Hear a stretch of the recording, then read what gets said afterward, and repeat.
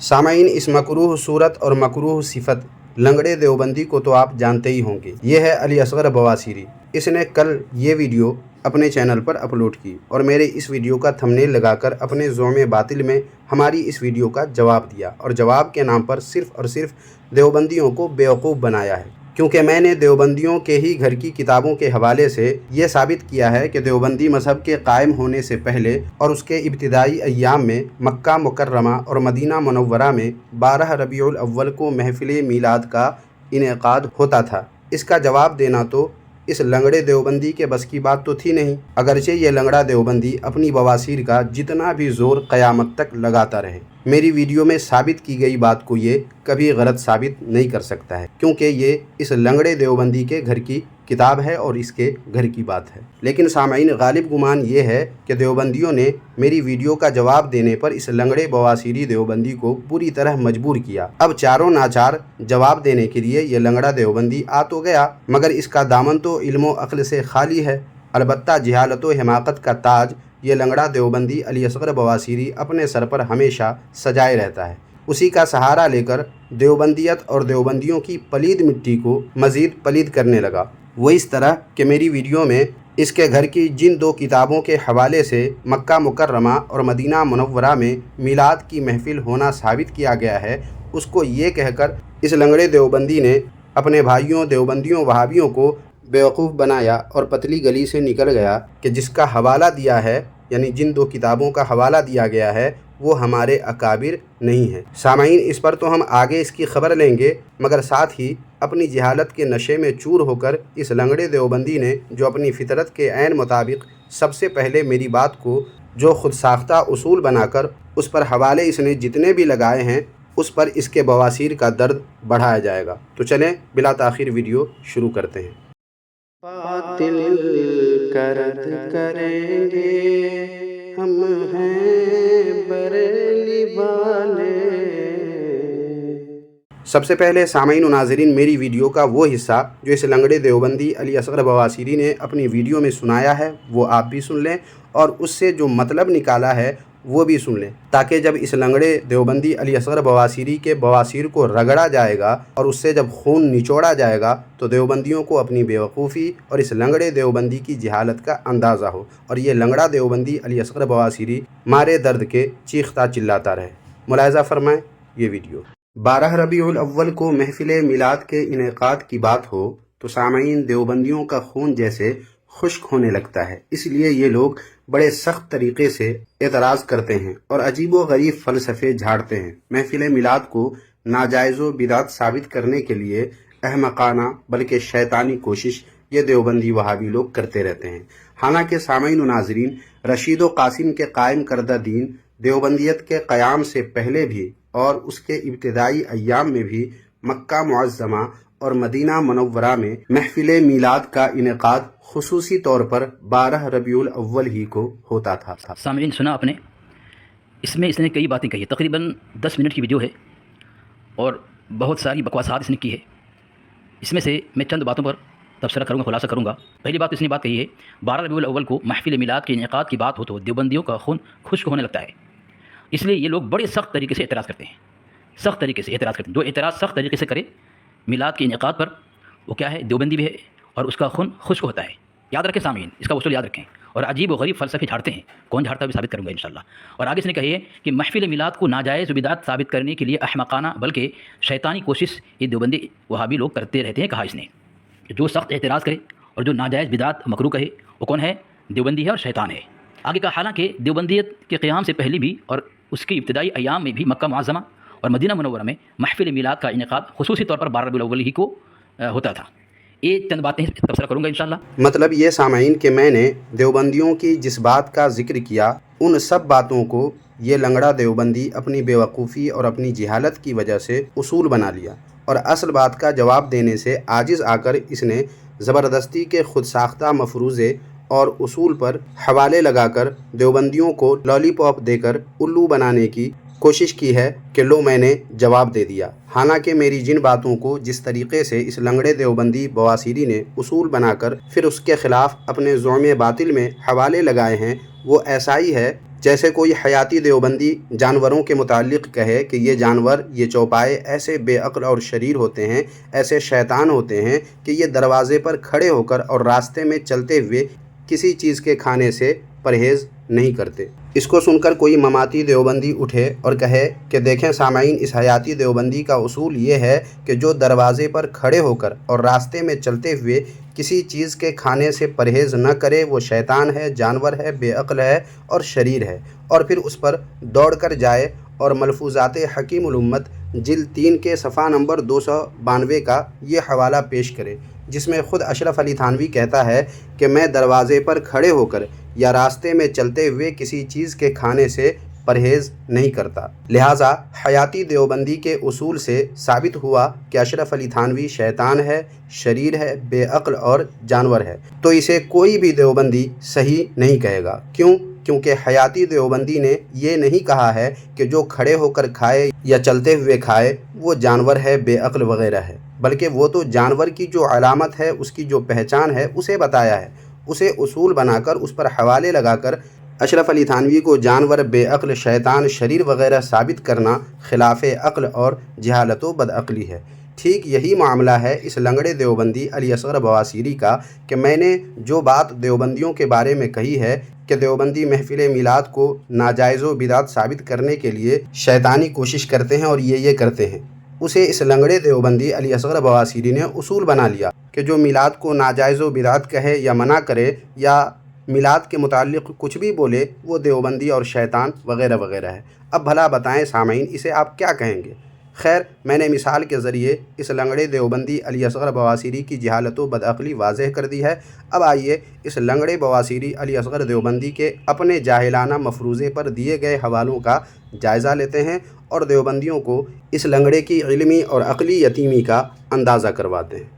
سب سے پہلے سامعین و ناظرین، اس لنگڑے دیوبندی نے فتاوی رضویہ شریف جلد 10 کے صفحہ نمبر 95 کا یہ حوالہ لگایا ہے، جس میں بازار اور سڑک پر جہاں لوگوں کی آمد و رفت بکثرت رہتی ہے وہاں مجلس سے منع کیا گیا ہے۔ اس سے اس جاہل لنگڑے دیوبندی علی اصغر بواسیری نے جشن میلاد سے منع کرنا یہ مطلب نکالا ہے۔ یہ اس لنگڑے کی جہالت و حماقت نہیں تو اور کیا ہے؟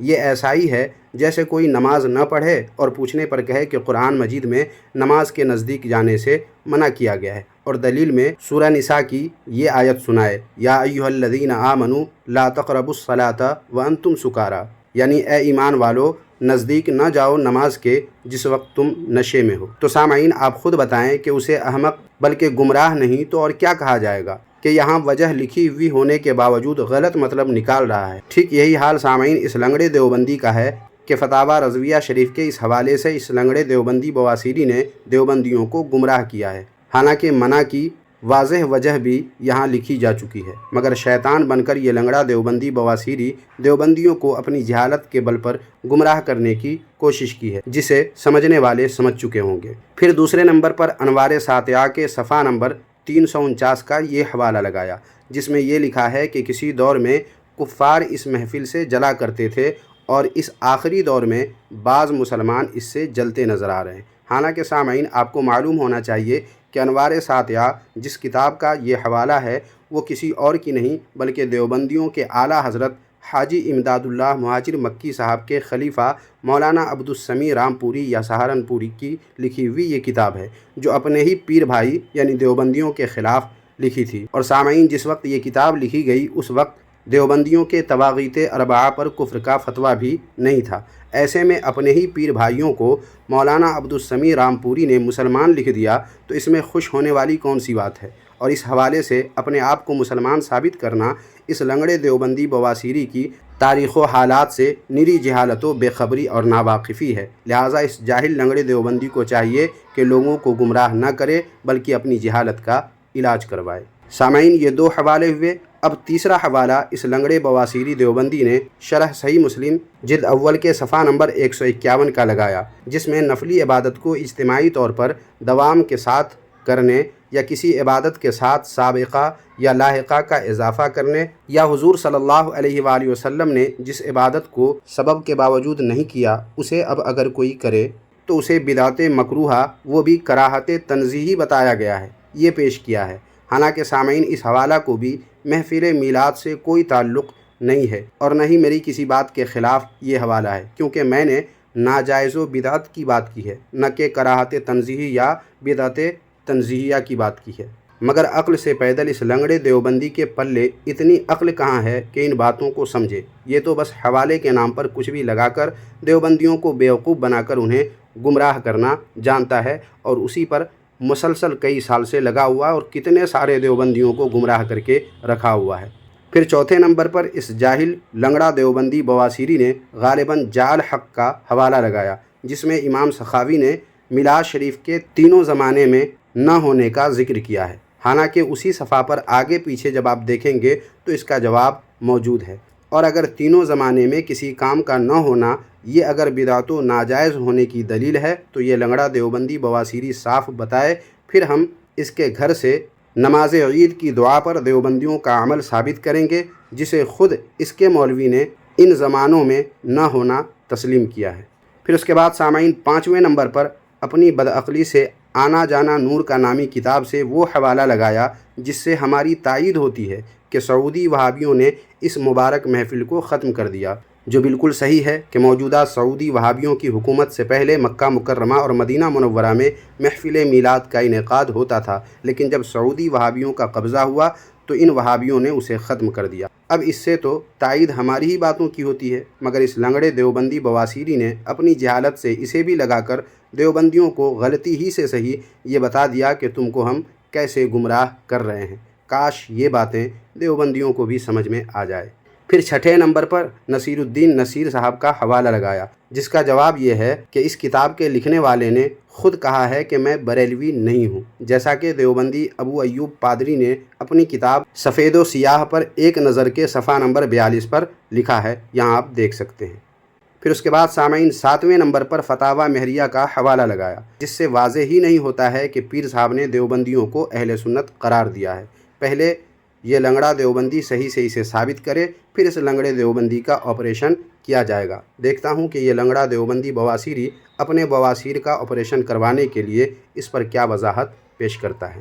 8ویں نمبر پہ میرے پیش کردہ دونوں حوالوں کے فرنٹ پیج کو لگا کر میرے پیش کردہ حوالے سے جان چھڑانے کے لیے سامعین و ناظرین اس لنگڑے دیوبندی نے کشف القنا کا حوالہ لگایا ہے، جس کا جواب یہ ہے کہ حوالہ لگانے کا کیا مطلب؟ میں نے جو بات ثابت کی ہے وہ تیرے گھر کی کتاب میں ہے، اب کتاب لکھنے والا تمہارے نزدیک اس حیثیت کا نہیں ہے کہ اس کی بات کو تو تسلیم کرے، مانے یا اس کا دفاع کرے، تو کم از کم لنگڑا دیوبندی میرے پیش کردہ حوالے کو غور سے دیکھ لیتا تو تجھے معلوم ہوتا کہ ایک واقعہ اشرف علی تھانوی کے حوالے سے لکھا گیا ہے، جبکہ دوسرے حوالے میں یعنی دوسری جو کتاب میں نے دکھائی ہے اس میں جو واقعہ لکھا ہوا ہے وہ ابو الحسن ندوی دیوبندی کی کتاب کے حوالے سے ہے، اور اس نے جو لکھا ہے وہ اپنے سے پہلے والے کے حوالے سے لکھا ہے، جسے خود تمہارے ابو الحسن ندوی نے معتبر لکھا ہے اپنی کتاب میں۔ مطلب یہ کہ میرے پیش کردہ دونوں حوالے ایسے ہیں جس سے لنگڑا دیوبندی بواسیری تو کیا تیرا بھوت بھی قیامت تک بھاگنے کی کوشش کرے تو بھاگ